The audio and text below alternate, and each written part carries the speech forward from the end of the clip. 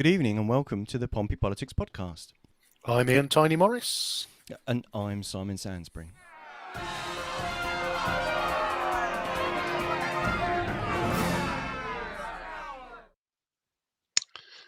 And welcome, Simon, to another workplace event. Definitely not a party. As the question this week, I guess, is when is a party not a party? One for Sue Gray to solve. She hasn't caught up with us yet. No, but we don't seem to have a problem in defining when we're actually at parties or not. Excuse those of you who are watching the live stream and find that there's an erroneous black screen that seems to be a mystery person. There's not a mystery person. We know who the people are that are joining the podcast, and we'll have them on very shortly. So excuse that slight technical glitch, and I've actually hit the live button this time, so we are actually streaming live. Oh, this is so much better than last week. Well, that was a low bar. So Ian, who have we got coming on? Yeah, well, last year, and those of you that followed our punditry and the hustings, the probably the most seismic shock of the whole campaign was the phenomenon that was George Madgwick, independent in Paulsgrove, who took a very prominent stance and seemed to energize a proportion of the electorate that traditionally didn't vote. So turnout shot up in Paulsgrove. And it'd be fair to say that George overturned a very significant Conservative lead to become the latest Paulsgrove councillor and the first independent elected to a Portsmouth since it's been a unitary authority. So hooray for George. But it seems not satisfied with that. There's a new party has been formed in. Well, we'll check with George. This actually, I guess, it is an official party, the Portsmouth Independence Party, and that's with a TS, not a CE. Yes. So I don't believe there is any desire to take Portsmouth out of the UK, but again, we can check. And yes, so we've got no less than 4 guests on this evening's show. Yes. So along with George, he's joined by 3 of his candidates for the upcoming May local elections. And as I click the button to welcome them into the room, we'll kind of introduce them in order. So along with George, we've got Raymond Dent, who is the Portsmouth Independent Party candidate in Copner.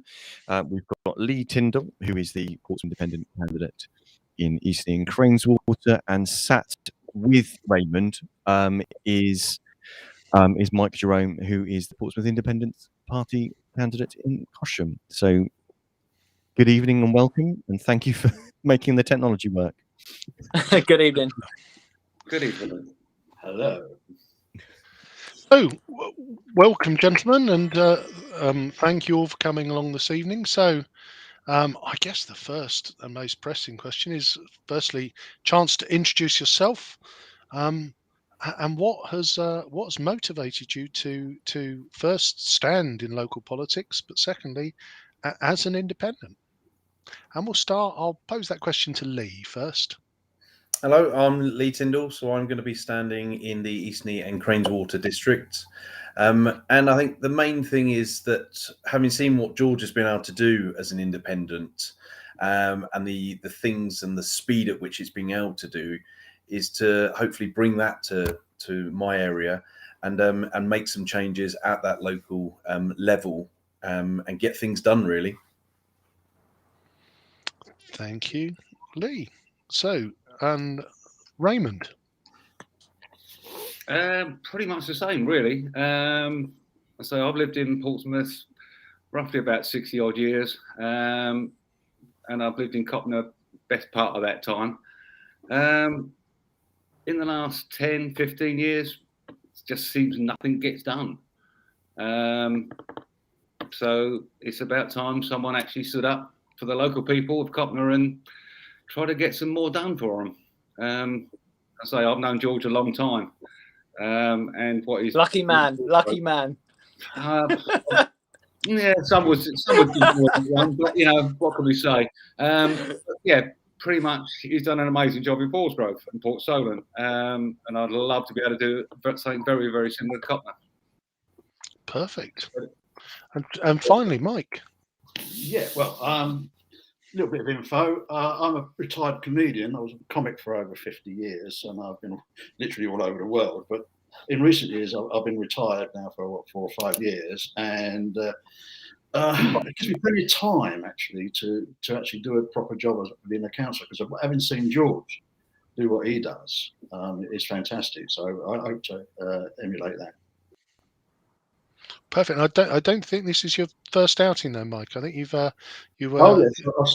a go last year, did you not? Yeah, as an independent last year, but without the help really of George. I mean, George is going to be such a fantastic help for us all, because he's he's a different generation to me, as you can see, and the energy is there. It's unbelievable. I've known his dad longer than him. I thought you were about to say you were his dad at that point, Mike. That was going to take a very peculiar turn. But no, I haven't got a bad back. Thank you for sharing that. Okay. Thank you all. So George, you won last year, as we said earlier on, with that unprecedented victory in Paulsgrove, with a very which is, with what is fair to say, a very strong personal brand. There's clearly only one of you. How is it that you're sorry, I can hear someone chanting in the background. There's only one George Madgwick. Sorry. How is it that your candidates can replicate that meteoric result? So just to remind listeners, so George secured 49% of the vote in 2021 in Paulsgrove, with a 12% vote share lead over the nearest rival, the Conservative candidate, whereas the previous year, the Conservative candidate won with 37% of the vote, and an 11% lead over the next runner-up, as it were, which was the Labour candidate. So quite a massive kind of stake in the ground thing. How are they going to replicate?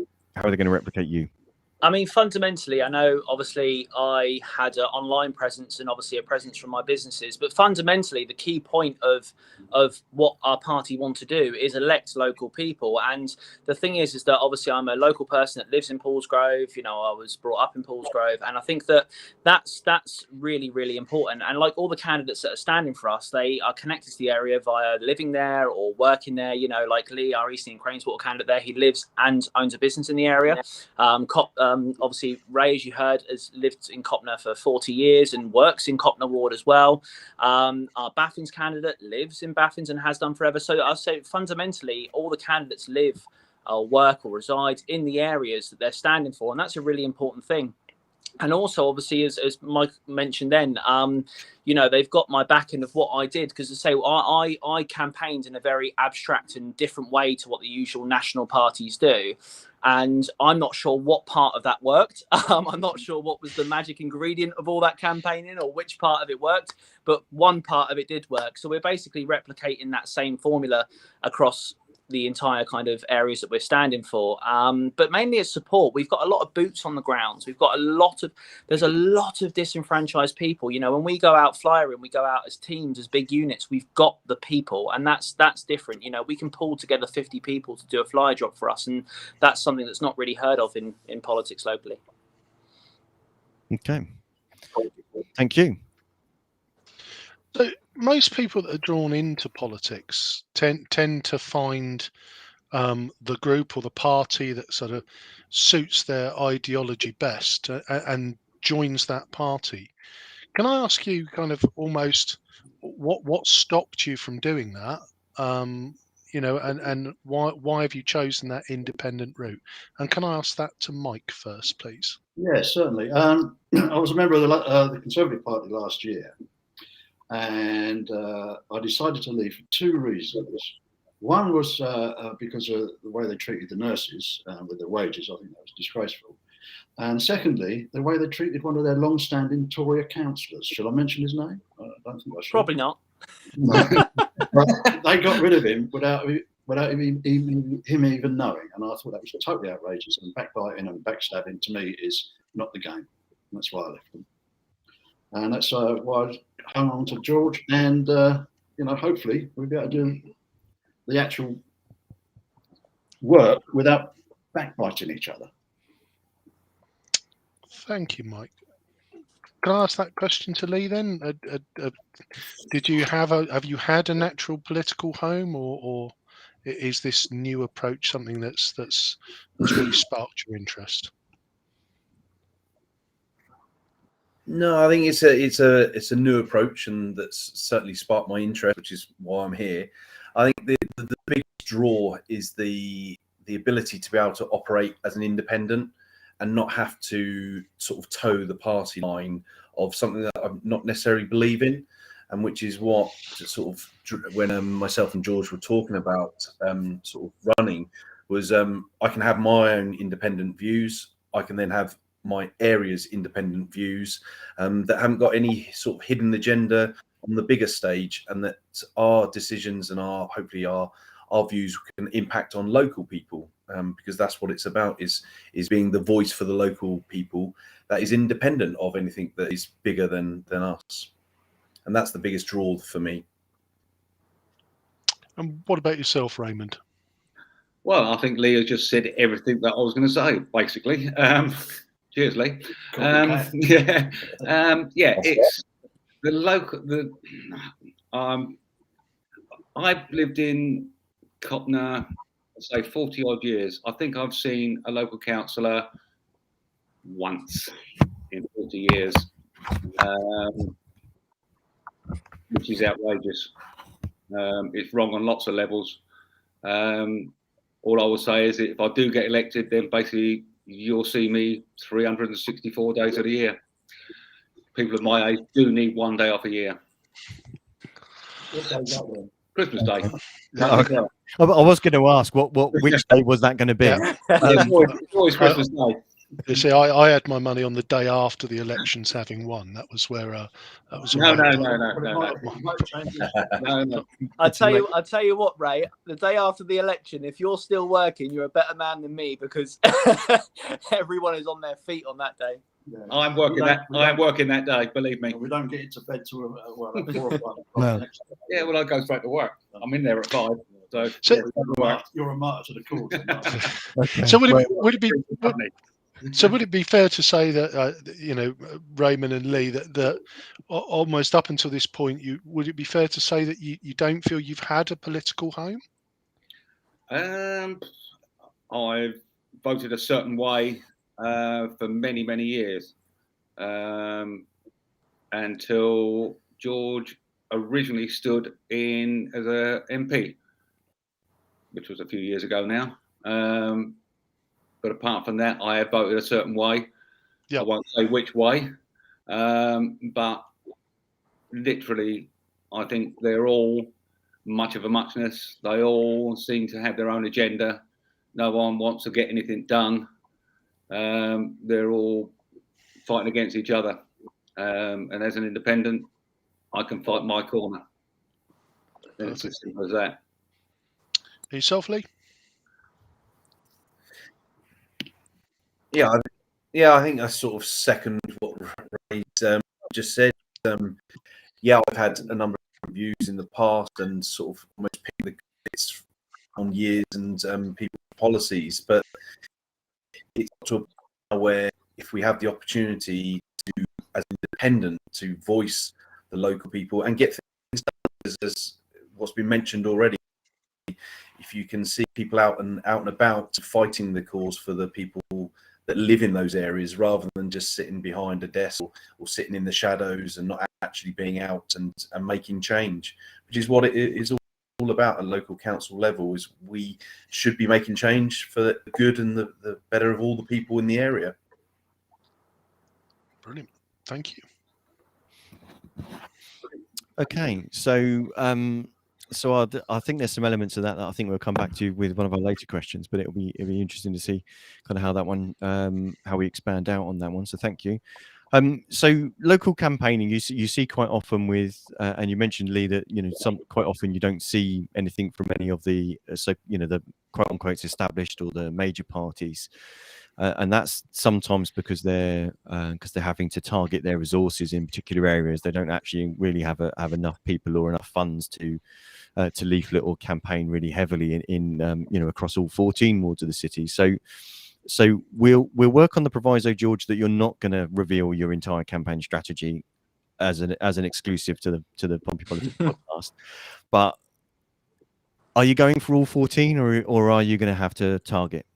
No, I mean, fundamentally, we are still in the first year of our creation, if you like, and I think it would be incredibly foolish to stand in all 14. Funnily enough, we did have all 14 seats covered with a mixture of full candidates and paper candidates. As you say, a lot of times you have to target resources, but we made a conscious decision. Instead of basically, it's very important to me that whoever stands is the right person to stand. It's irrelevant. I don't want to put paper candidates up, is what I'm saying. So every candidate that we're putting up is putting up to win, putting up to fight. So we have decided to stand for 7 on this occasion. Probably in 2023 we'll go for them all, but on this occasion we're going to keep our resources close. And there's 7 really good candidates, 7 local candidates, and 7 candidates that can dedicate time and energy to winning this campaign, and that's fundamentally what we want to do. I think just to help our listeners kind of follow on, a paper candidate is where usually an established political party, they'll have someone that literally registers as a candidate in that ward, but will do next to 0, or if not even 0, campaigning in that ward. But that's just because actually some parties have it's actually part of their party's constitution that they field candidates in every ward or indeed constituency. That's actually up for election. So they were kind of required to do that. But there are also reasons about funding that they get from central government about you have to stand in a certain number of places within within council wards across the country to be able to secure some of that. So there are kind of background reasons for that, but fundamentally on the ground, that's why you might see him a name on the ballot paper, but you wouldn't even know who that person is. It could be they could literally put Mickey Mouse as a name in there. Yeah. But you'll be more as likely to see them as you would anybody. I mean, else. would you like to know what seats we are standing in? Because no one knows fully yet. Would you like to know? Oh, go on then. This is a scoop. Oh. So, obviously, needless to say, Paulsgrove, obviously my home. We're obviously standing here, which is great. And not that anybody, unless you live in Port Solent, you don't know this because that's the only place we've campaigned so far in the last week. But my father is standing in Paulsgrove, so there'll be 2 of us horrible Madgwicks in the area if he becomes elected, which, as I say, is a little like what Stephen Morgan tried with his father, but hopefully we're more successful than how that went. We're also obviously standing in Cosham with Michael. We are going to be brave on this one, which is Drayton and Farlington, which is, as you know, the safest Tory seat in God's given earth. As you said, I think one of you said before, you could pin a rosette on a donkey and they'd still win or something. I swear that was you, Simon, that said that before. that was Ian. That was Ian. No, and it wasn't a donkey. It was a tin of baked beans. It was a tin of baked beans. Yeah, my we metaphor was a Tesco trolley with a blue rosette on it. Trolley. You could put it at the top of the hill. Yeah. There's a lot of analogies, isn't there? Anyway, sorry, I've interrupted. Yeah, we're going to go for Drayton and Farlington as well. As I say, Labour and Liberals, well, as you know, it's a Tory safe seat. So a lot of the national parties don't bother campaigning in that area because obviously it's not winnable realistically or not easily winnable. But needless to say, I took on Paulsgrove last year and that was a twist. So we are going to have a good fight at Drayton and Farlington. We're standing in Hilsey as well. We're standing in Baffins. We're standing in Charlie Dickens. So obviously pretty much the north of the city, as well as Copner with Ray, and then Eastney and Craneswater's our only south. The only south seat will be sitting in this year. We did have a really, really good candidate actually for Nelson. A really good candidate. However, unfortunately, work will not allow him to stand. So hopefully in 2023 he'll be back, but we shall see. But that's the 7 areas we're standing in. Very interesting that ultimately 5 Conservative seats, 1 currently Labour seat, or the other 2 seats currently held by different independents. Yeah. The Charlie Dix is obviously usually Labour, and Liberals usually take Baffins. But yeah, you're right. 2 independents currently. So that's quite interesting. But it also means that in May, then, because there are 2 group leaders who are up for re-election. That's George Fielding in Central Southsea, and Simon Bosher, the Conservative group leader in Drayton and Farlington. So that makes that quite interesting. Yeah, I mean, once it get, go on. No, it's just interesting to digesting that the again, that we do a lot of analysis prior to and have already started our 22. The tightest seat is Fratton. Central Southsea, obviously, with George Fielding standing, and a couple of the Saints wards seemed. When we were doing our predictions of where we thought you might target your efforts in terms of winnable seats, we appear to have taken a very different kind of thought process as to yourself. Yeah, well, I was under the same philosophy, because I did exactly the same. Obviously, when I was starting the party, I had a list of winnable seats, and it was, I mean, St Jude's was on that list. Central Southsea was on that list as well. So you are correct. Fratton was once again on that list as well. However, as I say, for me, it was about finding the right candidates. Fundamentally, the local candidates. I mean, don't get me wrong. If some random incredible person from Central Southsea all of a sudden turns up and pops into my inbox, and we can relook at the situation. But for me, it was getting the right candidates for the right areas. And as you guys know, I've got I do a lot of work in the north of the city, so naturally it made sense to kind of cover the north. As Ray mentioned before, I did stand in the general election in the north of the city. I've owned a couple of businesses, all been in the north of the city. My entire family, other than like literally one, lives in the north of the city across like Cosham and Hilsey and Baffin. So for me, it's naturally drawn to that area. And as I say, it's much easier. I mean, for example, it's much easier to target Cosham, for example, with Michael, because we share a lot of borders, like with Wimmering and stuff. We share borders and stuff. And what as I say, I don't want to do is kind of go here, there, because then we can obviously cross the borders and help each other. As I say, Eastleigh and Craneswater is the exception to that rule, because we found an incredible candidate in Lee that's like a local businessman. He's a teacher. He's got a family. He lives there. He works there. He's a great candidate. And it fit, and that's to say, Eastleigh and Craneswater was not one of the seats we were going to stand in. I think when I spoke to a couple of the councillors a few months ago, and they were asking where we stand, Eastleigh and Craneswater was like not an area we were going to stand in. But as I say, we found the right candidate, the right person, and decided to put the resources behind to hopefully let him win it. But as I say, yeah, I agree with you. There is some seats there that are questionable that we should stand. And in 2023, we 100% we will be slating 14 candidates easily in 2023. But this year, we don't want to run before we can walk. Thank you. That's extremely insightful, and thank you for sharing that on the podcast. Yeah. So if we look at the Portsmouth Independents, it seems, rather than being ideologically aligned, that there is more just this collective philosophy around being independent. So I guess with you not being ideologically aligned, how do those discussions work when you sort of come together as a group? Well, this is like the first question that I don't know about the other guys, but one of the first questions that I definitely get when I first knock a door and people say, well, independence, how's that work? It's a general question that we get asked continuously. And there's a big misconception around it. I was quite annoyed to see Jeanette Smith post a status a couple of weeks ago saying that ideologically we were too right wing for her to support us or stand for us, because we did have a conversation with her about it, and it was something that she potentially was going to do with us, because ideologically me and Jeanette obviously don't see eye to eye on a national politics basis, but fundamentally she's a great local councillor. So and she could have sat within our party quite easily, because as you say, we are free of tie. I mean, I'm not sure if you've heard of it, but we're going to be following the Bell principles, and it's a principles that's set out for independent candidates and groups across the country. Ashfield Independence is one of the big success stories of that campaign, and same as the Isle of Wight guys and the Epsom Independents. And it basically means that we're free from control of all like pressure groups, political parties. All the candidates will have no whip, which is the beauty of our party.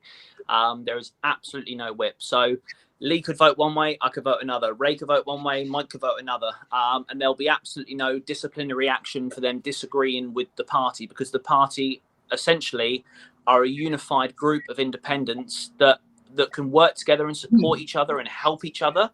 But essentially that's where it ends. People will have their own opinions with their own views, and can vote however they want, which I'm sure you'll agree will make a full council really, really interesting, because obviously if there's a divide and all of a sudden two of us vote one way and two of us vote another, it could really make some interesting voting. But fundamentally, the candidates are going to be working for their local community, and that is the key point.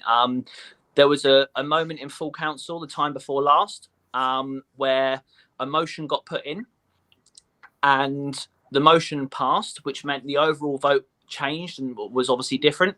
And I won't name the party, but the councillors will know exactly who it is. One of the parties had to dash out the room quickly to make a phone call to see how they were meant to vote. And they come back in and got directions, or somebody else, who that was that gave them directions, I don't know, but they come back in and went, right, we've been told to vote this way, vote this way. I don't want that. Our candidates should be local, supporting their local area, and that should be fundamentally it. And whatever works or benefits their area should be what is done. And that is what makes us independent, essentially. But does that not become a double-edged sword, though, George? Because obviously you've been very active on social media, and you've been very proactive in your support for the people of Paulsgrove and Port Solent, and your agenda's been very clear, hasn't it? It's been, I'm going to do what's best for Port Solent and Paulsgrove. And I guess the challenge there is when what's best for Port Solent and Paulsgrove perhaps isn't what's best for Cosham. Does that then bring you as a, in a theoretical future, does that now bring you into conflict with Mike? I mean, potentially, but there's conflicts in all parties. I mean, you'll know too well, there's a massive split within the Tory party locally, a huge split. There's like two different complete parties in one, literally, who argue with each other in council whilst they're talking off camera, There's and look at Labour. You've got complete socialist Corbynites, and you've got the Blairites. There's splits in every party which don't agree with each other. We've even got some Liberal councils Liberal councillors that were Brexiteers in a massive Remain party. So parties fundamentally do disagree with each other on fundamental issues, but we've got one common goal, and that's community. So of course we're going to butt heads at some stages. Of course we're going to disagree on how we should vote or what we should do. But fundamentally, we all agree on one common goal that's to benefit our community. So if that means that once in a blue moon, me and Mike have got to disagree, or once in a blue moon, me and Lee have got to disagree, then we'll disagree. And then at the end of the disagreement, we'll shake hands and carry on working together. But we're ready for that. But that's normal with any political party. That's absolutely right. I mean, we're just a friendly debate. And that's the way to go forward, not this rabbiting away and being moaning and groaning about the silliest little things. Be absolutely friendly. Yeah. That's how we see it. Okay, well, we're disagreeing nicely is often something that we try to champion on the podcast. So that's all. The support. Sorry. I don't know what happened. I think Lee's on. Was that Lee speaking? Sorry, Lee, your connection dipped a bit then. That's where we also, as a group of individuals, support each other. But with that support, we challenge each other and can challenge each other to our different views. But at the end of the day, we have our independent views and the views of our areas that we're going to be supporting or putting their views, projecting their views in council. And that challenge makes us stronger as a group of individuals as we go forward. But it's a little supplementary question, but you brought it up, George. I think Raymond was just going to come in. Sorry, in there. I turned the screen round so I could. For myself, it was the fact that was one of the first questions I asked George when we sort of was talking about it. That basically, if I disagreed with what he wanted to do, and vice versa, would there be a problem? And the answer I got was no, there's no problem. It's as simple as that. We have our own, we're looking after our own wards, our own people, and it doesn't make any difference whether George disagrees with me. He's quite entitled to do that. Whether Lee disagrees with what I want to do for Copner, don't have a problem with that either. I want to do the best for Copner. And what is best for Copner is what I want to do. Simple as that. Yeah, well said. Perfect. Thank you, Raymond. So it's a little supplemental question, but you brought it up, George. You know, Jeanette Smith suggested that the Portsmouth Independents were too right of centre in terms of political stance for her to join. I know some of your candidates, you know, have stood historically as UKIP candidates. It appears 5 of the 7 seats you're targeting are Conservative seats. Do you think her description of you being a broadly right of centre aligned party is fair, or I mean, do you feel misrepresented? The thing is yes, it is unfair essentially, because it's an uneducated opinion based on my previous background, and obviously because I stood as UKIP, you know, once upon a time 4 years ago, people immediately target you with that brush. But I mean, if you remember back in the day, we're only talking 5 years ago now, UKIP got the 3rd highest vote share in the country. You know, they weren't a bad party. It's just that they eventually got the wrong people in the party, which were very poisonous and very, very bad people. And it brought down a reasonably respected party down to its knees because of the disgusting opinions of a very small minority of a party. And fundamentally, that is terrible. And obviously, I left pretty shortly afterwards because something happened at the count that I was when I stood in Cosham, and one of the party members of UKIP said something and I went absolutely ballistic, and I just couldn't align myself with that disgusting behaviour. But what a lot of people don't realise is that I was a Liberal member, a Liberal Democrat member for 4 years before UKIP, you know, and you know, so my opinions have always been very, very broad, and I'm a very centre person. Like, I like to see all different kind of angles of it. But no, the makeup of the party is not centre right. I mean, for example, one party member might be a socialist, you know, on the far left, and one might be on the right, and that's cool under our party. That's absolutely fine. We can be the party where you have got the Jeanette Smiths and the Lee Masons standing together, because fundamentally they can be independent and have their own views. Very interestingly, out of our membership that we've currently got, which is just under 100, which I think is pretty good as a starting point, we've actually got like a 60-40 swing on the more centre left to left side. And we've got quite a lot of old Green Party members and a lot of old Labour ex-Labour members have been joining us by landslides recently.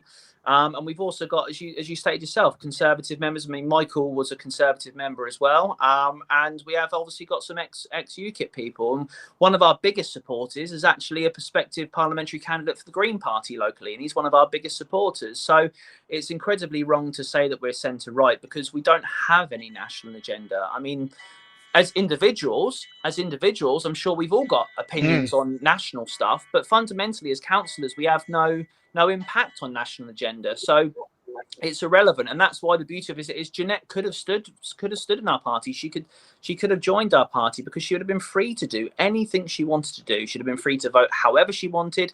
She would have been free to do anything she wants, but she would have got the support and the backing and the financial backing, and we would have helped her win. But as I say, we can be the party where your furthest right-wing Conservative member and your furthest left-wing Liberal member can join, and we can all be together. As long as the only thing I asked for, and the guys will agree to this, there's only one thing I said when they joined, and that's they have to put community first and local issues first over their national agenda. And that's the only thing I say, is that if you've got a really strong national agenda, if you've got a really strong desire to become an MP or a member of Parliament, we're probably not the party for you. But if you really care about local issues and local wards and local politics, then we're your home. And that council, even if there's councillors watching now that want to come over, Come over. There'll be no whip. You can be completely free.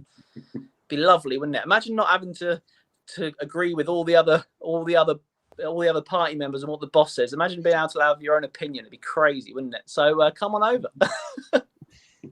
Well, that's a pitch and a half. So Hang on, I'll open the door for the rush. yeah, there's a song. There's a song in that somewhere. Come on over to my place. Yeah. I tell you what, if we end up winning 5 or 6 seats this year out of nowhere, I'm sure a few of them will cross the floor. We shall see. There's already been a few talks, but we'll see what happens.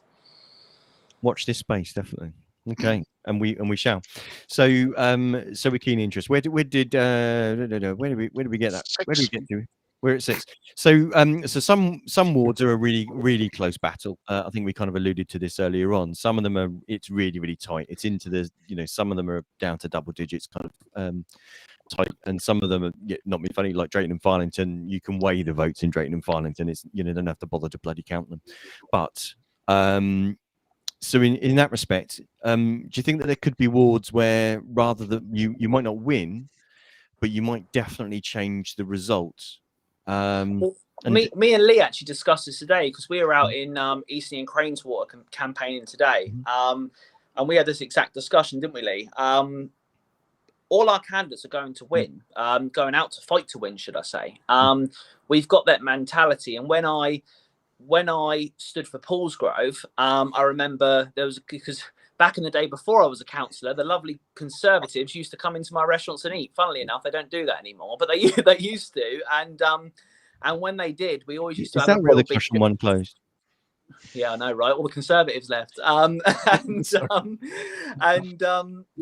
have a right joke and a laugh and things like that. And they always used to say to them, I'm going to win. And the Conservative guys were like, you have not a chance in hell of beating us in Paulsgrove. But mentally, in my head, there was no room for failure. There was no room for second place. So as I was discussing this with Lee today, he is going out to win Eastney and Craneswater. There's no if, but, or maybes. There's no potential second place. He is going to go out and win it. And that's the mentality we've got to have. And that's how we're doing it. I think in respects of you saying about, tight seats, I think, honestly, if I'm going to answer honestly, I think Baffins is probably going to be the most interesting one this year. That for me is more interesting than any seat because Jeanette's standing and she is going to take Liberal votes away. You've got obviously there's no Liberal current candidate that's going up, so you've got a brand new face standing. Labour probably aren't going to pull resources into Baffins because they're dedicating to St Jude's and St Thomas and Charlie Dix and things like that and Cosham. And then obviously Conservatives are there as well. And then you've got us as well, and probably Green Party are going to stand in Cosham this year. Baffins this year. So you've got potentially 6 or 7 candidates running. And I think that is going to be a really interesting seat. So Baffins could be the city bum fight. I think that's going to be obviously, I think you alluded to Fratton. Fratton's going to, we're not in that race. So I think that's going to be really interesting because, as you know, I don't know if they've announced it yet, so maybe I should keep my mouth shut. But we've got some very interesting candidates standing in Fratton. You'll be able to tell me, Simon and Ian, whether they've announced their candidates yet. But there's some very, very interesting candidates standing in Fratton. So that will be a really interesting race to watch from the sidelines. And to be fair, a lot of my people that I know personally are standing in Fratton. So who said, yes, I am? Someone's just commented, yes, I am. So I'm assuming that's one of the prospective candidates, maybe. But no, yeah, Baffins, honestly, I think Baffins could go anyway this year. Obviously, it's usually a Liberal safe seat. And I think maybe it probably still will be. But because Darren Sanders is probably one of my favourite councillors, and I think he's a really, really, really good councillor. And his reputation in Baffins really carries them through. Oh, there you go. We've got yes, I'm standing. So that's somebody announcing. Yes, I'll just explain. The way that we see the stream of comments is it doesn't actually always tell us who it is because of because there's an ability for me to actually show those comments live on screen. The identity of the commenter is masked out by the system that we use. So that's why. So I'll have to find the stream of comment later on to identify who that is, unless that person wants to put a comment up with their name. David Fuller. There you go. Yay. David Fuller. Thank you, Mr. Fuller. I thought it was, but I didn't know. I didn't think that Tom Coles had suddenly decided to follow the podcast, but you never know. He might be. Well, this is the thing, isn't it, about Fratton, is that you've got Tom Coles, who's obviously a current councillor and a good one at that, and obviously a good local campaigner. You've got Paul Sweeney, who's standing for Conservatives. He's obviously ex-UKIP and was in UKIP and stood for UKIP God knows how many times. Really strong Brexiteer, which is great for Fratton. And he's a local taxi driver, great person. And then you've got the legend that is Fuller, who is probably arguably the best Lord Mayor we've ever had in the city, and is genuinely a good councillor. So it's going to be that is where I'm going to be looking. But as I say, if we're discussing the races that we're involved in, I think Baffins, watch Baffins. That could literally go to us, Liberal, Labour or Conservative. I have no idea how that one's going to go, but I don't think it's going to be as straight as it normally is. No, it's going to be an interesting fight. So just to so last year we did 3 or 4 local hustings virtually. Paulsgrove was one of the hustings that we did.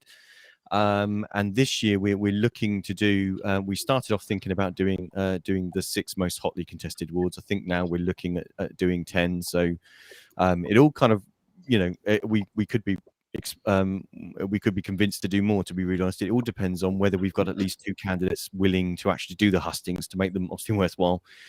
People in those wards watching them. So we've got some posts actually from on our Facebook page. Asking people to comment on which wards they'd like to see. There's some information there about results history for the last 3 years for those wards.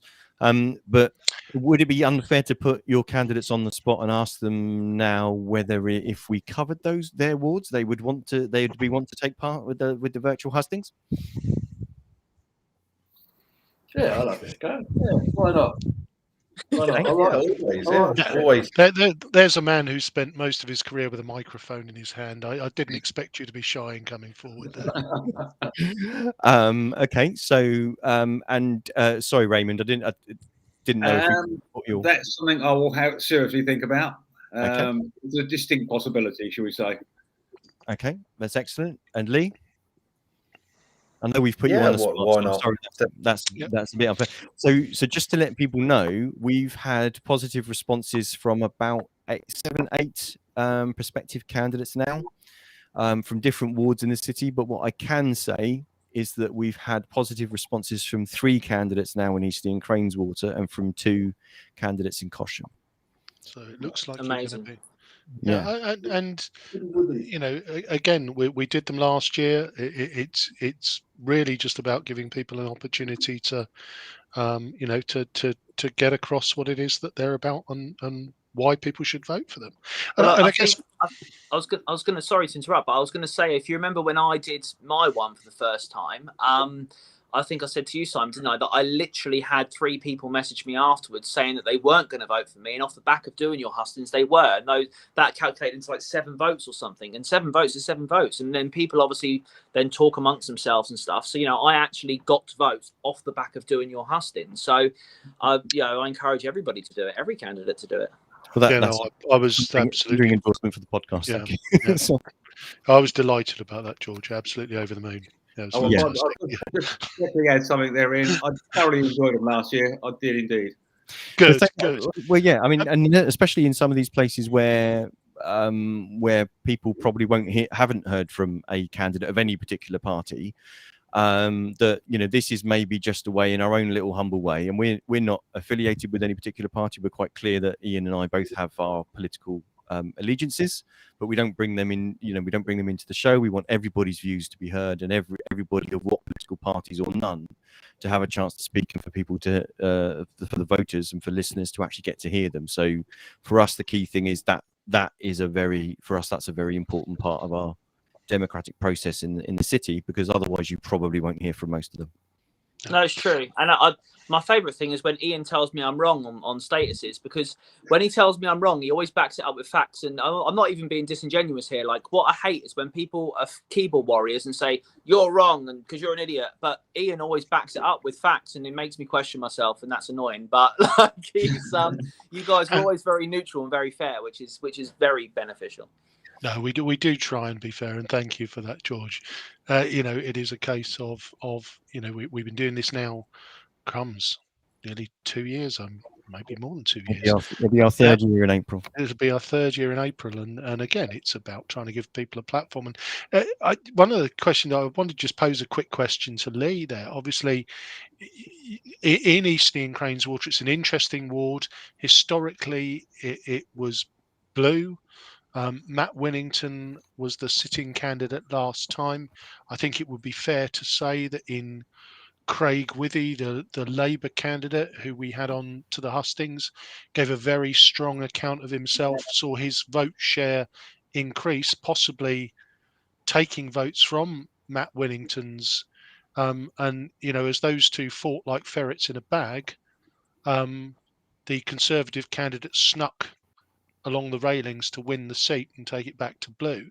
I guess in E&C, are you looking to target one particular vote group, or is your philosophy like George's was last year, which is to try and mobilise the disenfranchised voters of Eastney and Craneswater who kind of didn't really want to pick one of any of the existing three major parties? Well, obviously, not to give too much away in our RTG, is it's a case of educating the voter. And in any part of Portsmouth is to get people voting, because if they don't vote, they can't have their say. So across that, it's all about making sure we educate the people what I stand for, what we stand for as a party, and how that works as the questions that we've been discussing. Because people do ask, oh, what is it, an independence party? How does that work? And the more we can get out there about what we are and what I stand for, and how I can try and have an impact at the council level to be able to get things done, really. So with regards to sort of dodging your main question about what we're going to do, I won't be giving anything away on our strategy for that. We will see in the future months and coming up. Perfect. So it segues lovely into the next question, which is, you've all been very clear that you're very much about your local area. So if I can start with you, Lee, just as a continuation. So, very briefly, what would you say to the people of Eastney and Craneswater as to why they should vote for you rather than one of the other parties? I think a good example is, as George has already said, I've been in the area for a year, lived in Cllr for a year, and then came into Portsmouth. Started a new business at the weekends. I run a coffee shop, teach during the week.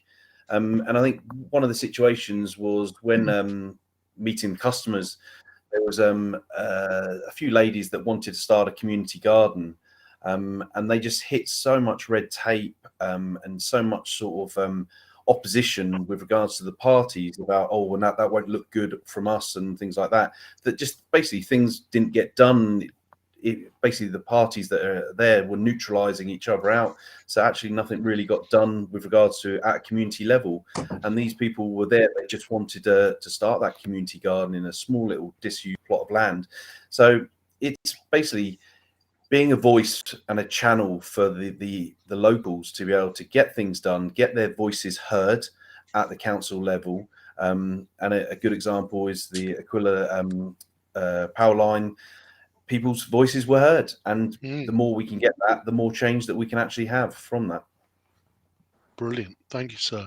And so, Raymond, for the people of Copner who maybe haven't seen their councillor or their candidate, what's Raymond going to bring them that's different, and what are the key issues for Copner that you see? There's a few bits and pieces that could do with sorting out in Copner, and I'm going to be quite coy on this one because I don't want to put it out there, because just in case Go on. No. Okay. College Park. It's an absolute bloody disgrace. Excuse my French. That's all right. Nothing's been done. The walkways have got more holes in it you can shake a stick at. During the autumn, early part of the autumn, if you walk down any of the walkways, it was literally 6 inches deep in leaves. It had rained.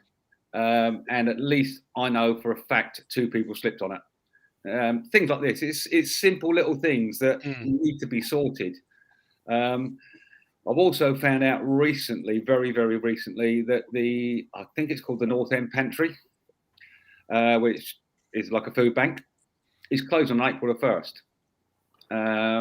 And in the current climate, I think that's a disgrace that it's got to close. I don't know the reason behind it yet. I'm going to see someone down there next week to see if I can find out a bit more information on why it's closing and if there's anything that we can do to keep it open.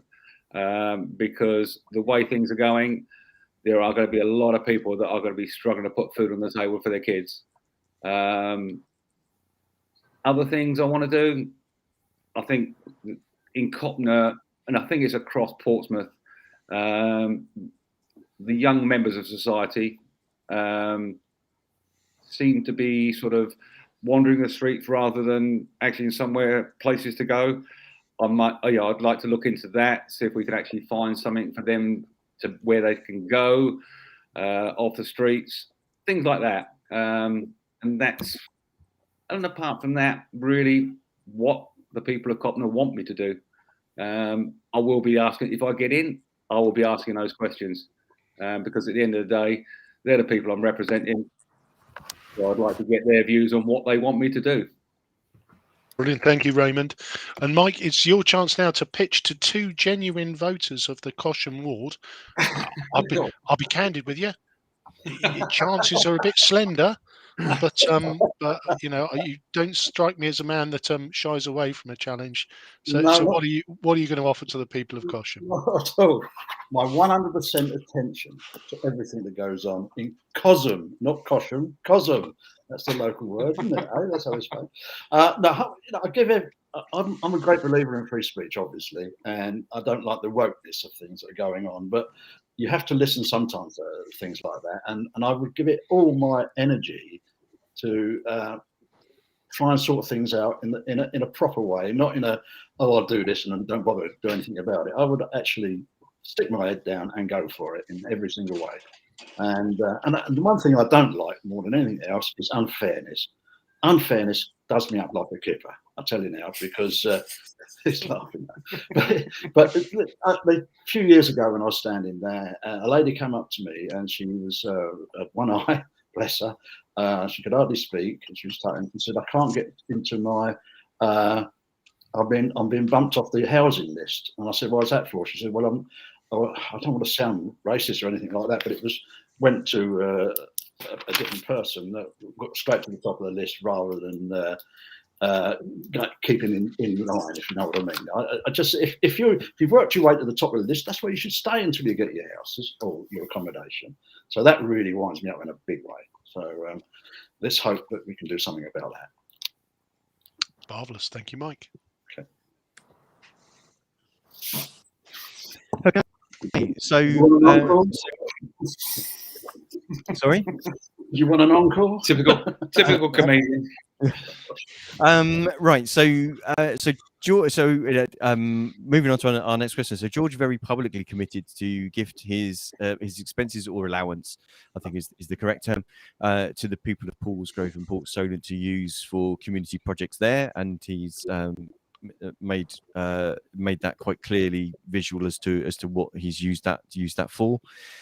So George, is that something you would encourage others to follow suit? And is it an unintended consequence of people feeling that that's actually something that candidates are pressured to do, whether in your group or others, that might actually discourage candidates from lower paid backgrounds that can't afford to do that? What are your thoughts? Not at all. Not in the slightest. I mean, I think you guys know I came from nothing. You know, it's only 10 years ago now. I was homeless myself and didn't have a pot to piss in, literally. and I struggled dramatically. And now I'm in a really fortunate position where I'm very comfortable and I've got multiple revenues of income, and and I'm doing really well for myself.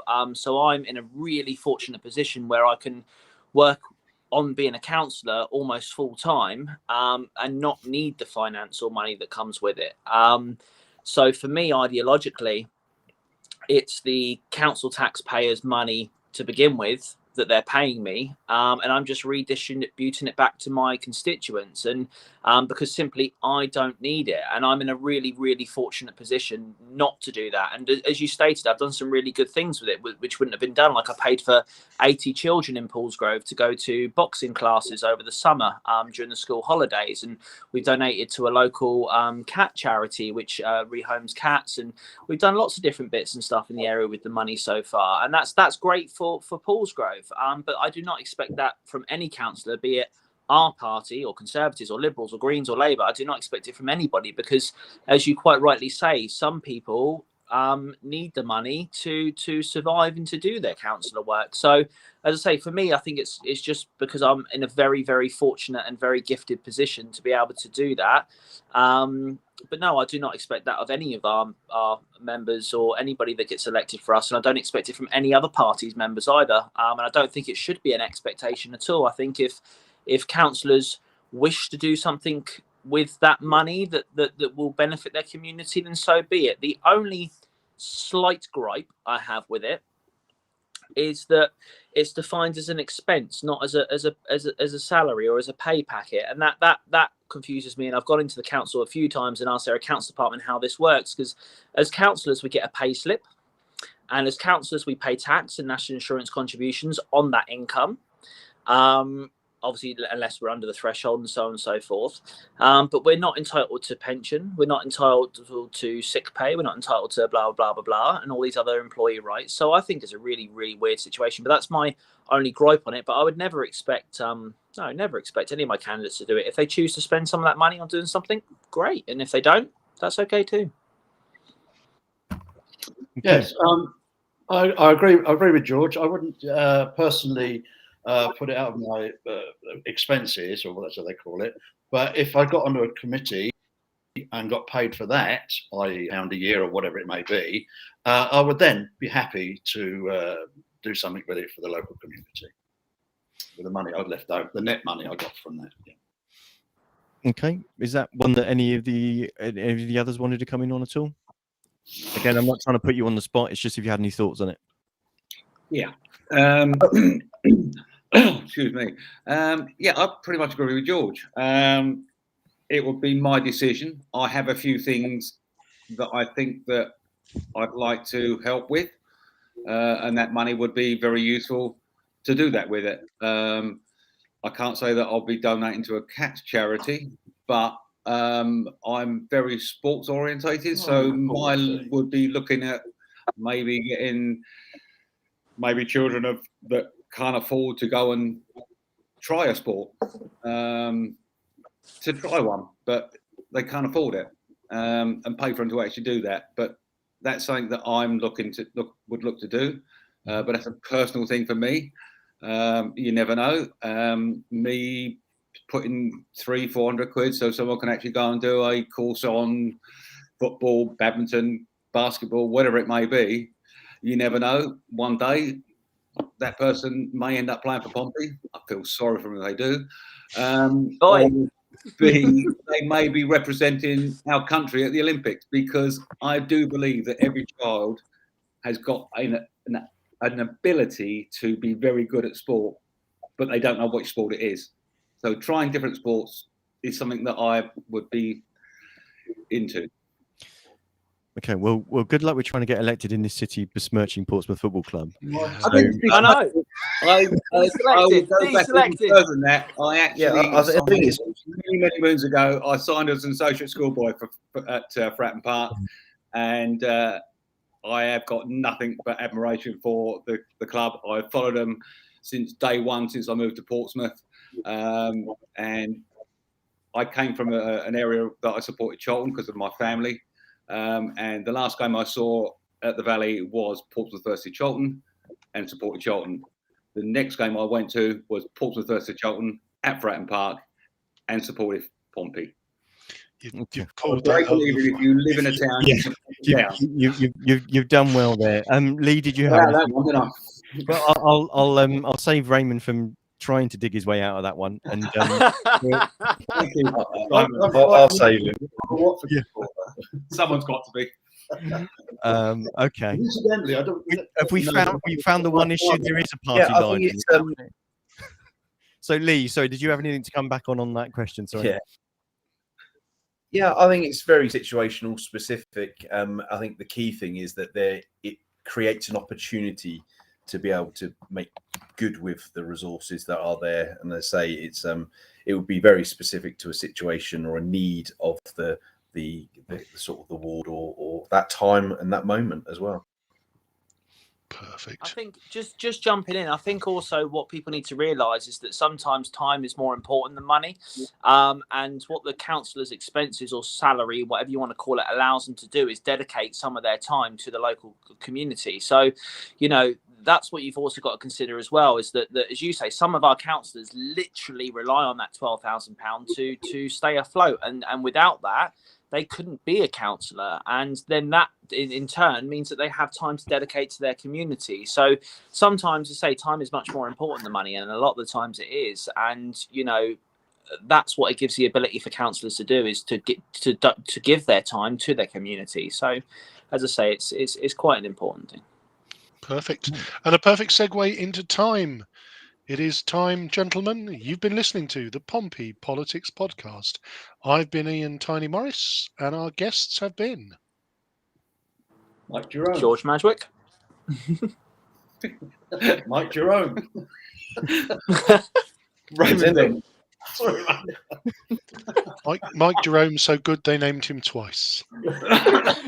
So just in case anybody didn't catch that, so our guests have been George Madgwick, Mike Jerome, Raymond Dent, and Lee Tyndall, and I've been Simon Sansbury. Please do join us next week, where we're hoping to actually go abroad a little bit. No, I'm not really that far. Across the border. We're going across the border. So we're going to have on some councillors from Havant Borough Council to talk to us about what the challenges are there, and to have a chat with us about what's different in them not being a unity authority and how things work for them. So please do join us. Next week. We'll be here 6:27 live on Facebook, YouTube, and Twitter, or you can catch us up later wherever you get your podcasts.